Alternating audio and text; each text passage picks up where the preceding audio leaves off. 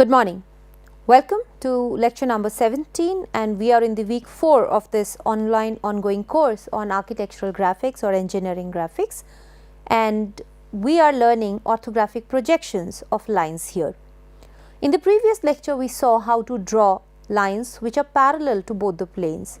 In today's lecture we will learn about drawing projections for lines which are parallel to one plane and perpendicular to the other.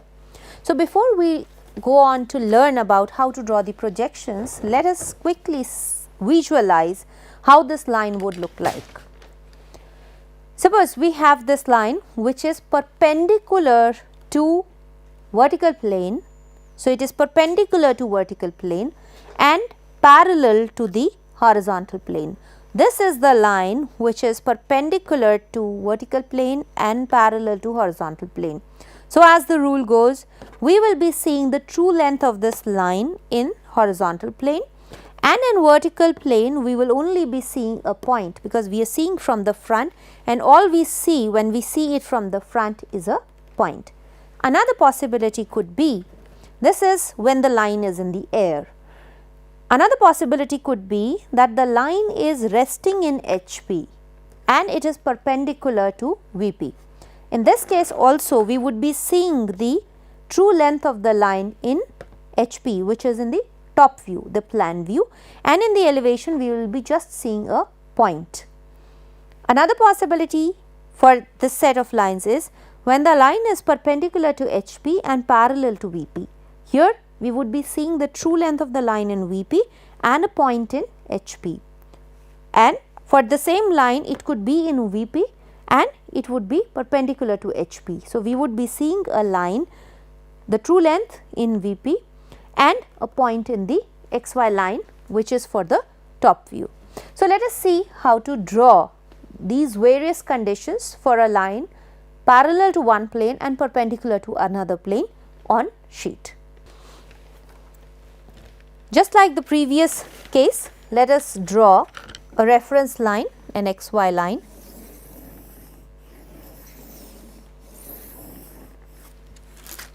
This is the XY line that we are considering here. Now, let us write the conditions. So, there is a line of length 80 mm. The first set of condition is that the line is perpendicular to VP, parallel to HP, and the nearer point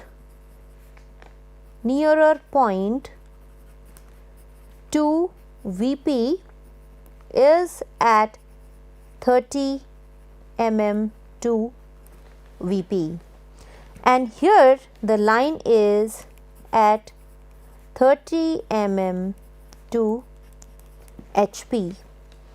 So, just imagine that the line is perpendicular to VP with its nearer point. The line is perpendicular to VP and the nearer point to VP is at 30 mm to VP, and the line is at 30 mm to HP. So, just imagine, what are you seeing? You are seeing a line in the plan, you are seeing a line which is having its nearer end to VP at 30, and in elevation, since it is perpendicular to HP, we would only be seeing a point. So, since the line is perpendicular to VP and parallel to HP, we would be seeing the true length of the line in plan. Now, this line is at starting, the nearer point is at 30 mm to VP. So, which means that the line will start at 30 mm to VP and the line is 80 mm long. So, this is the projection of the line that we are seeing here.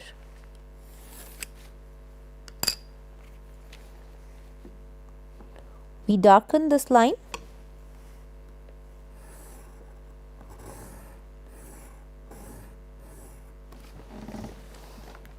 This is the plan view of this line, which is represented by this condition here.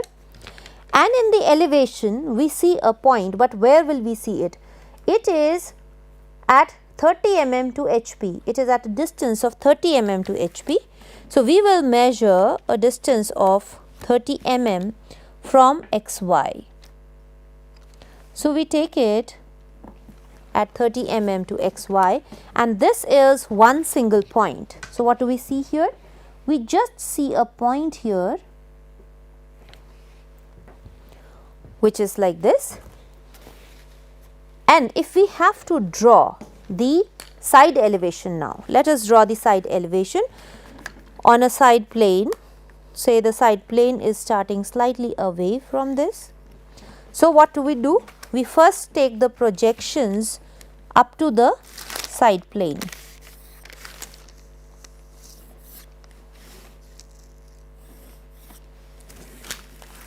So, we take the projections to the side plane,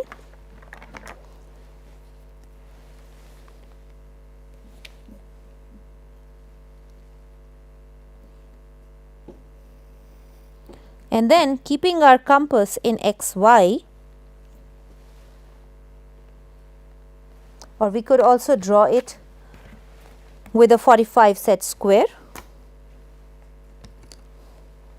We can draw the projections. So, instead of taking a compass, we could also draw it using a 45 set square. Now, let us write the nomenclature here. Suppose this was the line A, B. What do you see in the elevation is B dash, A dash. These are both the points. So, A is behind B. So, we will see B dash, A dash. Now, take the projections and you would know how to mark the, or how to visualize the line which is in side elevation. So, what do? We first take the projections horizontally up, because these are orthographic projections. So, all the lines will either remain parallel or perpendicular to each other. And here we draw another projection line coming from the elevation. Now, match the point. This is A. The projection of the point is going here. So, this is point A here. B, the projection is going like this. So, from here, and then it is meeting the projection of point B here. So, this is the point B in side elevation. So, what do we have here? This one point which is A double dash, and this point which is B double dash, and we can darken the side elevation of this line here.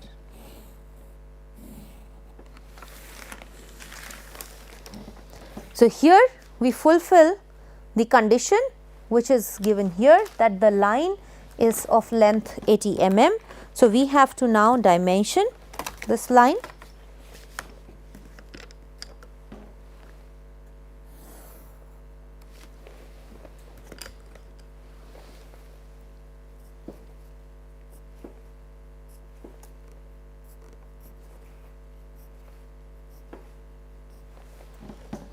So, the length of the line which is seen in its true length in HP, because it is parallel to HP, is 80. It is at a distance of 30 mm to VP. The nearer point is 30 mm to VP. So, this is what we will mention here, and it is at a distance of 30 mm to HP, which is seen here. And the true length of the line is also seen in side elevation, because when the line is perpendicular to VP, it is also parallel to the side projection screen. So, here we will now mention the reference line which is XY here. We have VP here, HP here, and this is the left hand side elevation, LHS elevation. This is what you would be seeing when you draw a line which is perpendicular to VP, parallel to HP, but at a distance of both the planes, and this is what we would see as one of its side elevations. Now, let us take another case where the second case is the line remains 80 mm, but it is perpendicular to HP and parallel to VP. So, it is perpendicular to HP and parallel to VP. The nearer point or one point of the line is in HP. So, since this line is perpendicular to HP, let us assume that one of the points is in HP and it is at a distance of 50 mm from VP. So, it is at a distance of 50 mm from VP. Let us start drawing this condition. So, since the line is parallel to VP, we will be seeing the true length of the line in VP. Now, it is at a distance of 50 mm from VP, and one of the point is in HP. So, what we are seeing here is that this perpendicular line, which is seen here. So, we will draw this line perpendicular. Now, this is a line perpendicular to HP. So, what do we have? And then one of its points is in HP. So, we have an 8 centimeter line like this. This is how we will be seeing it when it is perpendicular to HP with its one point in HP, and it is at a distance of 50 mm from VP. So, we will measure a distance of 50 mm from VP, and this is the point that we get because in plan it is seen as perpendicular. So, only one point will be seen. And now, if we have to draw the side elevation of it, again we will do the same thing. We will take the projections up to the side screen first.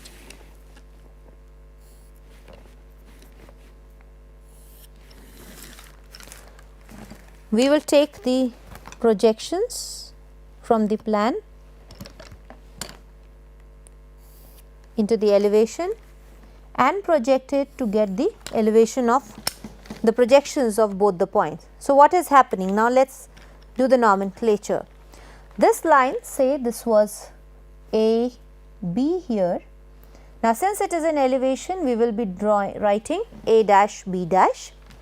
This line that we are seeing as a point here is actually A, B, because A is on the top. So, we will be seeing the point A first and then B. Now, take the projections. So, this is the projection line for A, where it meets this is one point A. This is the same projection line for B, where it meets B is the point B. So, this is the side elevation of the same line.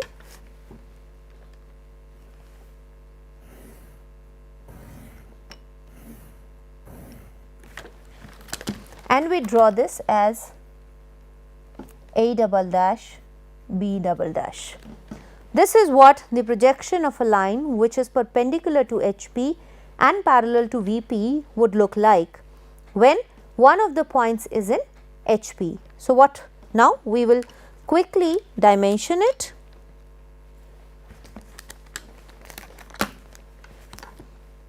And check if we have clearly represented all the conditions here.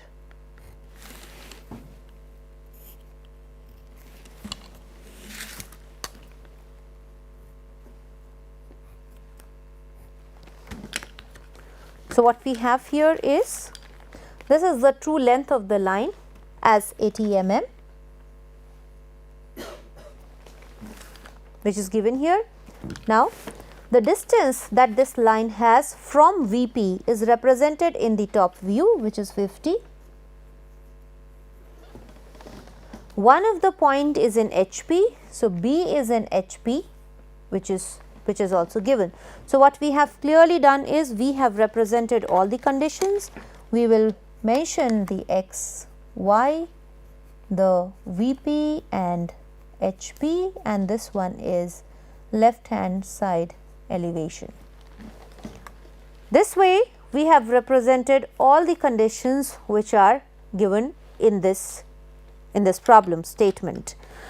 Every time we draw, we have to draw in such a manner that all the conditions are not just fulfilled, but they are also clearly represented through the dimension lines, through the nomenclature, and it is clear for anybody. So, if I look at this diagram, this picture here, I should be able to derive the conditions which were given. That is what is the language of graphics. It is unambiguous.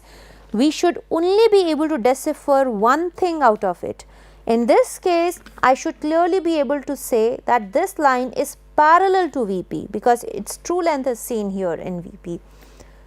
And another thing that we have to understand is that we only mention the true lengths of the objects which are being projected.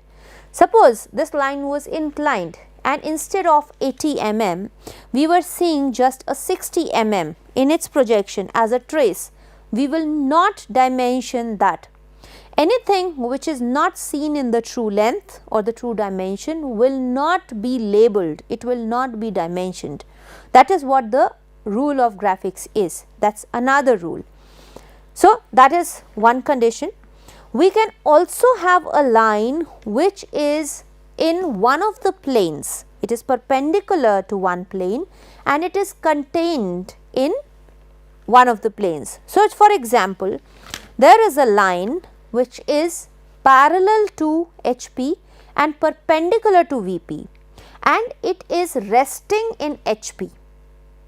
It is resting in HP. So, just imagine the first condition where it is perpendicular to VP, parallel to HP, it is in HP. So, instead of 30 mm to HP, we will say it is in HP, and the nearer point to VP is at, say, 30 mm to VP. Now, what difference will be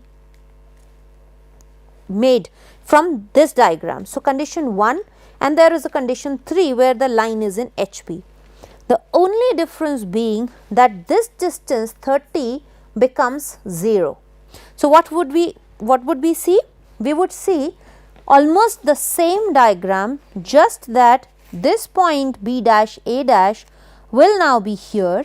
There will be no 30 mm given here. So, we will have a point here, and this line A double dash B double dash will come here and merge with the XY. So, that is what we will be seeing for the condition 3. This is where the point B dash A dash will be. This is the line A double dash B double dash, and we will darken this point. Everything else remains the same because all other conditions are the same. This is the beauty of graphics, that the only thing that will be represented is what is actually there. So, here we changed only 30 mm and brought it to 0. This is the only change which will be represented here. The dimensions remain the same, the other dimensions remain the same, and this is what we see. So, this is for the lines which are perpendicular to one plane and parallel to another plane. They could be in the plane, they could be out of the plane, they could be partially in the plane, so that one of the points is resting in the plane, as in this case. In this case, if we had the line which is in one plane, for example, this line which we are seeing here is perpendicular to HP and it is in VP, and one of the points of the line is in HP, then what difference would it make? So, what difference are we making to the second condition? Let us quickly see this. So, what we are saying, it is perpendicular to HP, parallel to VP, and instead of these two we say that it is in VP and one point is in HP. Now, let us see what difference would this condition make to this particular diagram, this particular picture. So, what we are saying, it is perpendicular to HP and parallel to VP. Parallel to VP, true length seen here, perpendicular to HP, a point, but it is in VP and one point is in HP. So, all that we will do is this point which is here will be B dash and it will also be AB, because this is the same point that we are seeing here. So, this is AB and it is also A dash B dash, and here in the side elevation we would be seeing A dash, A double dash, B double dash as the same, but this projection will not be there, this distance will not be there because it has become 0 and everything else remains the same. So, I hope with this you have been able to understand how to draw the projections for lines which are perpendicular to one plane and parallel to the other plane. In the next lecture, we would move on to understand the projections of lines inclined to one of the planes and parallel to another plane. That is the next lecture. So, I hope you are following whatever is being discussed regarding orthographic projections here, and I am hoping that you are practicing all that we are seeing being done here on sheet, and you are becoming more familiar with the usage of tools, the pencils and erasers and everything. So, in the next lecture we will be looking at inclined lines. Till then, stay safe and see you again in the next lecture. Bye bye.